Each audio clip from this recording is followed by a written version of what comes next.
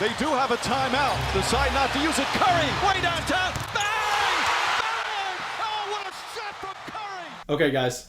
This may be our last trade video that we make of the season. This may be close to one of our last videos that we make of the season, just because it's winding down. So I guess we can go through, we can still talk about waiver wire. I guess we can go through, possibly move over in transition and start talking about some start sits, players that are playing a significant amount of games in the week, guys that you should go out there and possibly target just to give you a small boost during your fantasy playoffs.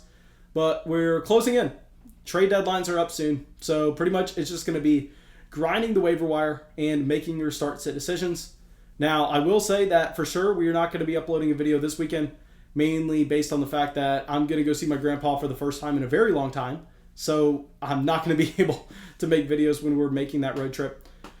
But outside of that, of course, I want to thank everybody for all the support that y'all have ever shown on the channel. And during the offseason, let me know what kind of videos y'all are wanting to see. Do y'all want me to cover the NBA draft at all? Do you want me to cover free agency at all? Of course, we can go dormant and we could just wait around until we get to the next NBA year. But also, if you're a member on Patreon and you'd be interested, maybe we can do a fantasy basketball dynasty startup, which would be a ton of fun. So, of course, if you're on Patreon and you have any questions this weekend, make sure you just shoot me a DM. Or if you want to possibly join that dynasty basketball startup, shoot me a DM over there on Patreon as well. And we could look to get that going this offseason. But that should be it. Let's dive into this video and let's talk about some must-have trade targets going into the fantasy basketball playoffs. And the first player I'm going to be talking about is someone specifically for those deeper league formats. I mean, you're really going to be wanting to play in a 12, 14, 16-man league here, but it's going to be Wendell Carter Jr. So I understand that a lot of people, including myself, were excited about Wendell Carter Jr. whenever he got traded to Orlando, but really, you haven't seen the production that we wanted to expect. Now, I will say things down the road are shaping up nicely based on the fact that you look at that Nikola Vucevic trade and it looks like this team is very high on Wendell Carter Jr. They wouldn't have traded Nikola Vucevic for just 2 firsts that could turn into seconds based on the way the protections work if they weren't excited about getting Wendell Carter Jr. back in the trade. So this is going to be a player that they want to see what they have. They want to try to develop him. He is only 21 years old, drafted in the 2018 NBA draft. So he still has a ton of room to grow. This Magic team has no shot at anything. They're playing for ping pong balls at this point. So it's not like they need to make sure they're getting their veterans their minutes to have the best shot at winning a few extra games. No, they don't care about winning. They are just in it for the ping pong balls. They're 17-34. They're 14th in the East. And if you look at Wendell Carter Jr. over the past 14 days, so pretty much the entire time he's been traded to Orlando, the per game stats aren't fantastic if you just look at his raw fantasy output. But if you dive into it slightly, it's decent. I mean, there is some signs to be just excited where, yes, he is only playing 26 minutes a game. But this is why I think that we should go and trade for him. This is why I think that he can take a step forward. Because in those 26 minutes, he's coming through with some nice production. I mean, he's shooting 60% from the field. Obviously, he's never going to be a guy that's going to have an extremely high free throw percentage or an extremely high production from beyond the arc. But still, 15 points a night, 8.5 rebounds, a block and a half. So this is all with 26 minutes a game. Now, we understand that. Also, it's a big change. Going from Chicago, going to Orlando, then having to completely reacclimate with a different head coach, with different veterans around you. And while it may be easy for a player like Aaron Gordon, who has been around in the NBA for a very long time, who has a ton of experience, to make this type of transition, someone that's 21 years old and still getting used to the NBA is not going to have that luxury. He's not going to have that experience. So here with Wendell Carter Jr., I think you just have to give him some time. I think by the time we just get 2 more weeks out from this trade, maybe Wendell Carter Jr. is seeing 32, 33 minutes a night just because this team wants to develop him. Then you see the point production go up to 18, 19 points a night, rebounds close in on 10, assists go up to 3, and then still just have him at a block and a half. It doesn't matter. He will be a productive piece in the rotation of your team. So that's why if you're playing in a deeper format, I think Wendell Carter Jr. could be an intriguing trade target. Now, before we just completely stop talking about him, I will say, if you're playing in a 6-8 man league, because I know a few people watching this video are, completely ignore what I said about Wendell Carter Jr. That's not going to be the player for you, because in the fantasy basketball playoffs at this point, if you're playing in a 6 or 8-man league, you pretty much are upside and upside only. Wendell Carter Jr. is not going to have that elite ceiling that you would need.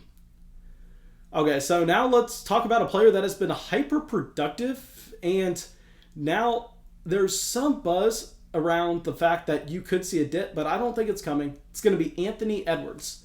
Okay, so the reason I'm saying to buy Anthony Edwards, even with D'Angelo Russell and Ricky Rubio coming back to this rotation, is I simply think that it's not going to matter nearly as much as most people are expecting, because Anthony Edwards, I've said this so many times before, is the future of this franchise. I mean, obviously, Karl Anthony Towns is their current star, but if you look at the trajectory of this team, I don't know how long they're going to be able to keep Karl Anthony Towns happy. I think at this point, yes, they would love to build around Karl Anthony Towns and Anthony Edwards going forward. I don't think you can call D'Angelo Russell at this point of his career a foundational piece to build a winning franchise around. But Anthony Edwards, still 19 years old, still a player that has so much potential for growth. And if you look over the past 14 days, I mean, he's been fantastic. He's not approaching the LaMelo Ball category, but he's still been a very impactful rookie, where over the past 14 days, he's averaged over 35 minutes a night. He's made 2 3-point shots made a game, 23 points, 5 rebounds, and 3 assists. Now, yes, you would expect D'Angelo Russell and Ricky Rubio coming in to take some minutes away from him, but it's not like he was seeing 35 minutes a night just because this team had nowhere else to go. No, it's more so that this team really wants to make sure they're developing him. He's 19 years old. His body can take it. And we understand that the college basketball season last year wasn't everything going to be to tearing down Anthony Edwards. So I think Edwards continues to see 33, 34 minutes a night. If Ricky Rubio can find him a few more open looks, then all the better. I'm buying Anthony Edwards if their owner is a little bit worried about the other players coming into the rotation. Okay, so now let's get to a stud. Now, if you're playing in a 6 or an 8-man league, this is going to be your trade target. Let's talk about Kyrie Irving. So if you're playing in a category format, Kyrie has straight up been the definition of elite. I mean, if you're talking about value over replacement in a category format based on #fantasybasketball.com, Kyrie Irving is actually the #1 player in value over replacement over the past month, shooting over 50% from the field, over 95% from the free throw line, averaging close to 30 points a night, 5 rebounds, 6.5 assists. So yes, he's already been giving you this elite type of production. And now you have James Harden leaving the rotation. You have Kevin Durant coming in. And I understand Kevin Durant. Trust me, guys. I love him. I go to UT. Kevin Durant is my guy. But he's not going to be on ball as much as James Harden was. Now, that responsibility is going to slide over to Kyrie Irving. So I'm not expecting the efficiency to stay where it is with Kyrie. Just because James Harden was able to find him so many open looks, Kyrie didn't really have to generate that much offense by himself.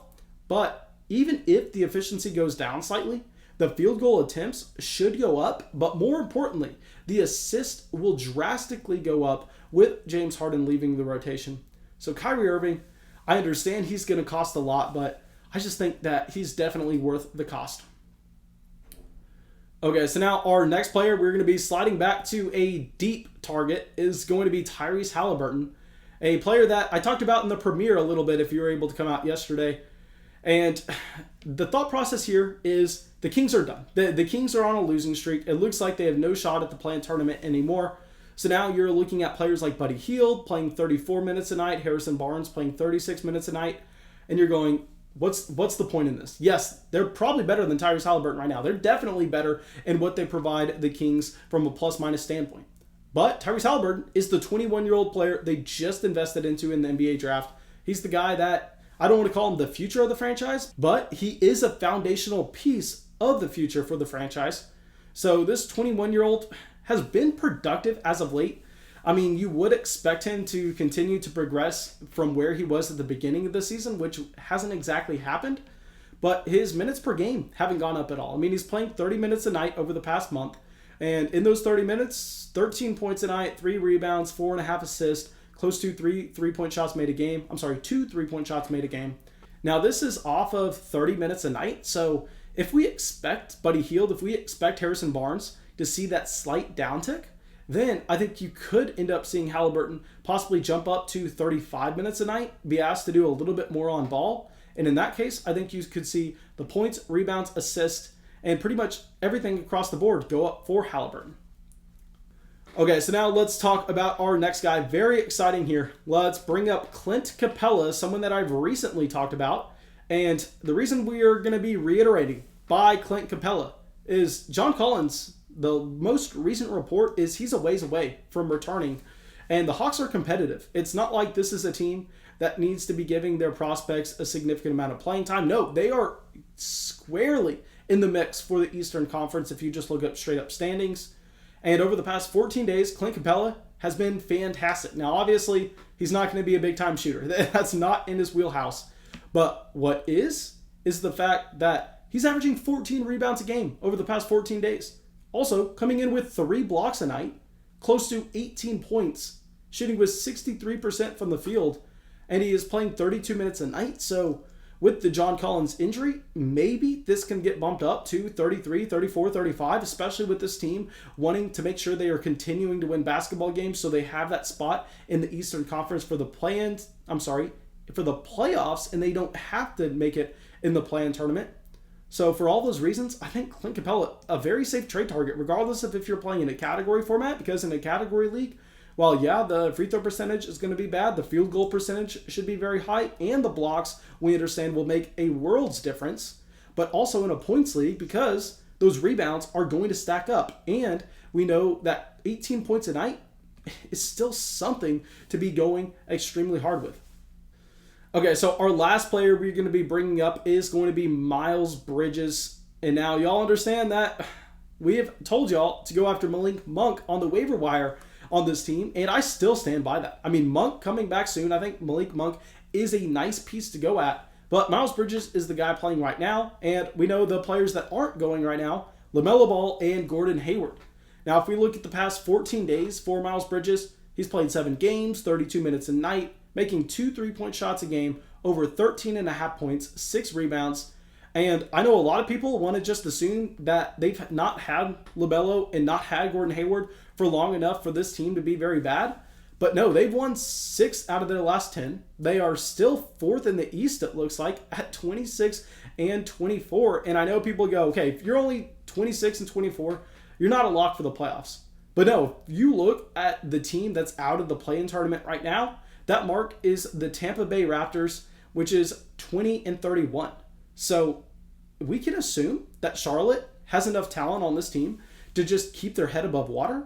And if that's the case, I think you're going to see Miles Bridges just continuing to play extremely hard. And I will say, this is very similar to some of our other calls in this video. It's going to be for a deeper format. Obviously, if you're playing in a 6 or an 8-man league or even a 10-man league, you really don't care too much about trading for Miles Bridges. But once you get to 12, 14, 16, that's where he becomes an extremely intriguing target, because that's when you start to lower the bar for the players that make an impact on a night-to-night basis. Now, thank you guys. I really hope y'all enjoyed this video. And again, I apologize that I'm not going to be able to record, not going to be able to premiere any videos over the weekend. I hope y'all understand.